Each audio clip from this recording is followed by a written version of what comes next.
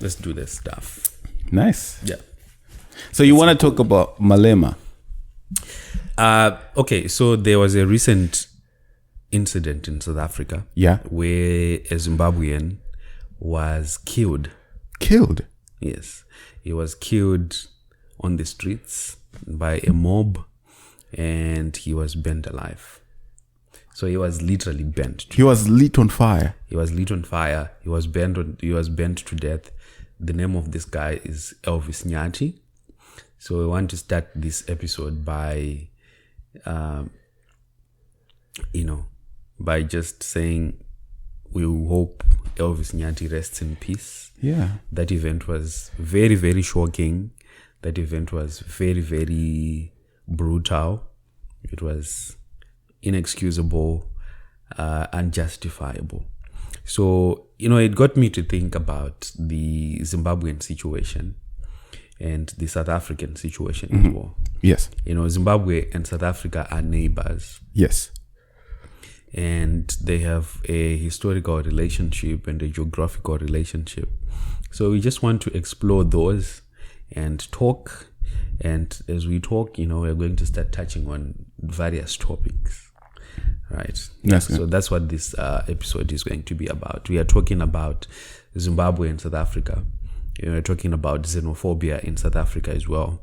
We're going to be talking about why so many Zimbabweans find themselves in South Africa. Yeah. Yes. Yeah. When it comes to the history, I am not well versed because I didn't do history in school, but I've read a few things. Okay. And you, on the other hand, you're quite a prolific historian, so maybe you can shed some light. But one thing I know is that there are groups back in the day, like back in the day, who moved from the South African region into the Zimbabwean region. So there's an argument to be made that these people are pretty much one people. Yes. Yes. Yeah. So way back, during the Mfecane skirmishes. Yes. A lot of groups, a lot of ethnical groups. Yes. Left South Africa, left Zululand. Yeah. This place which was called Zululand, in Drakensberg Mountains. Yeah. And they were fleeing the wrath of Shaka. Yeah. That's a conversation for a different day. Yeah. But they were fleeing Shaka. And so, the Ndebeles, for an example, came from Zululand. Yes. And formed the Ndebele state on the southwestern part of Zimbabwe. The Bulozi in Zambia, they come from South Africa as well during that time. The Ngoni people in Tanzania. That's right. Yeah. And the Serengoni people in Central Africa. So there was this mass migration of people from Zululand into Central Africa and parts of Zimbabwe, parts of Zambia, parts of Mozambique, parts of Tanzania and so forth, who were running away from Shaka. From Shaka. So it's called a Bantu migration. Yes, there was a Bantu migration. I still remember reading about migration that. of Bantu speaking people. Yes. Yes. Even the languages, they have similarities, a whole bunch of similarities. Yes. So how come? I mean, how does that happen? How do you burn someone alive? I mean, someone who has probably the same ancestry as you do. So, I off the bat, I just have to say a few things. You see, I've always said this, that Black South Africans, they have a certain contradiction in their identity, which they have to really think through. Okay? Because first and foremost, South Africa is a multiracial society. Yes. And they call it the Rainbow Nation. Yeah. Right? Different so colors. there are white people in South Africa. Yes. There are Indian people. Yes. In South Africa. Then there are black people in South Africa. That's right. There could be, other ethnicities or other races in there as well. That's right. Right.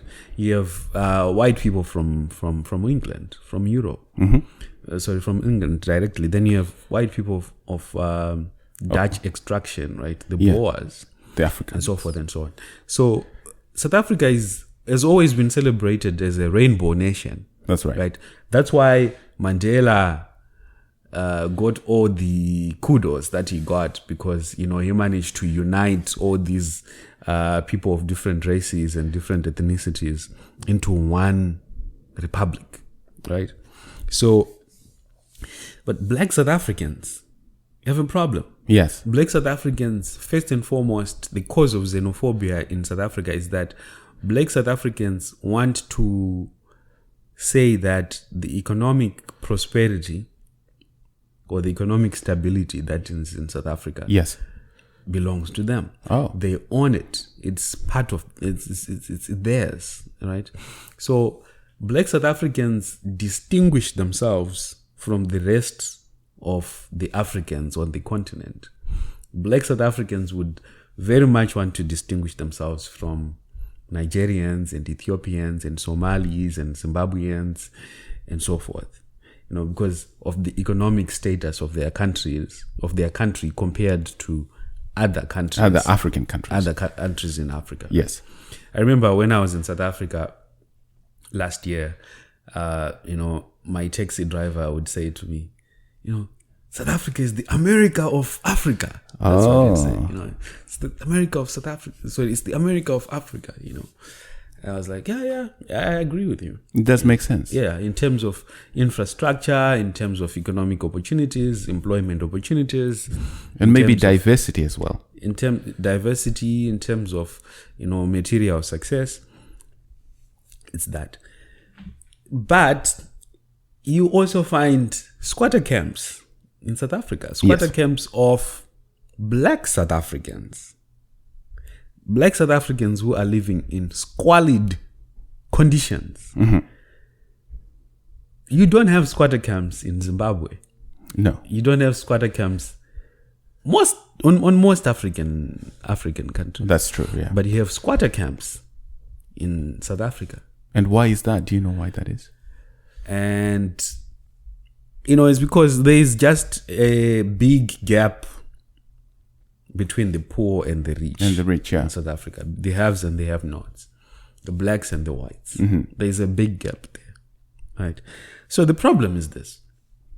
Zimbabweans are very educated. That's right. The Zimbabwean education system is still very strong, regardless of the economic problems in Zimbabwe. Mm-hmm.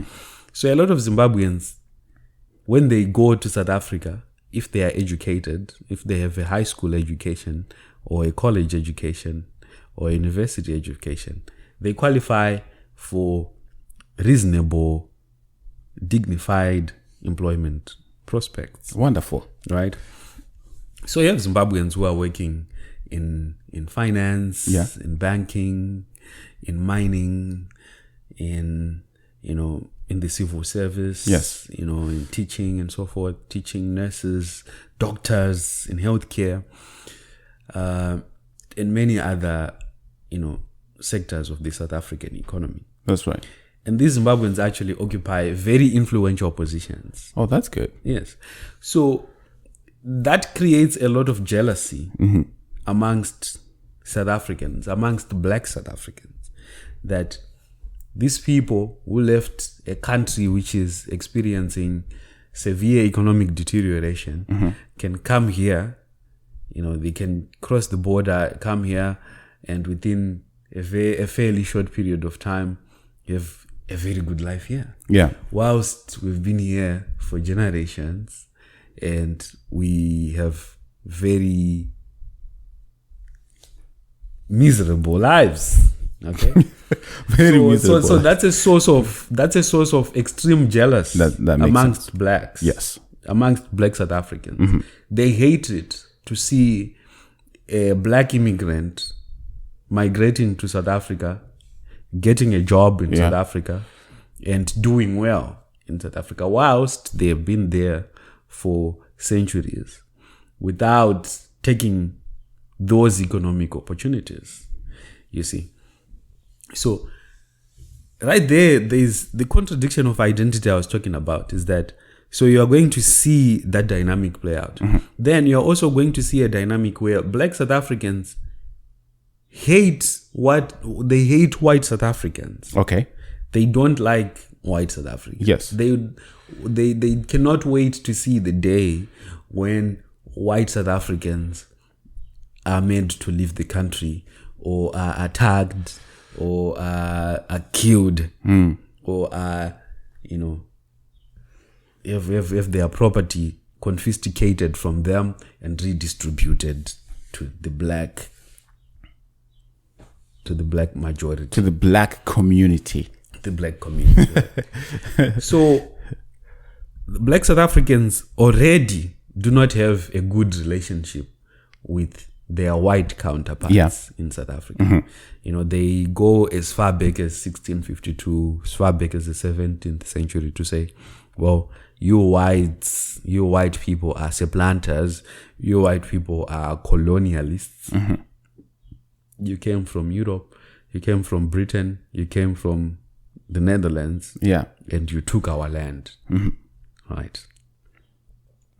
So the black community and the white community in South Africa they cannot really work together very well. They can't. I mean, but when a Zimbabwean comes to South Africa, he has no political claim to make. He is an economic refugee. Yes. All he cares for is making money, making a living, sending money back home to Zimbabwe to take care of his family at home. Or if he doesn't have a large family in Zimbabwe, all he cares about is establishing himself in South Africa and having a good life. You see. And that's unpalatable to the blacks. So the black community in South Africa is at loggerheads with the white community and the migrant community. Both of those two. On the one hand, the South African blacks are jealous that black Africans from elsewhere, including from Zimbabwe, come and enjoy economic opportunities in South Africa. Yes. Right. On the other hand, they are still jealous that the white man came to South Africa and created a country and a civilization with all these opportunities.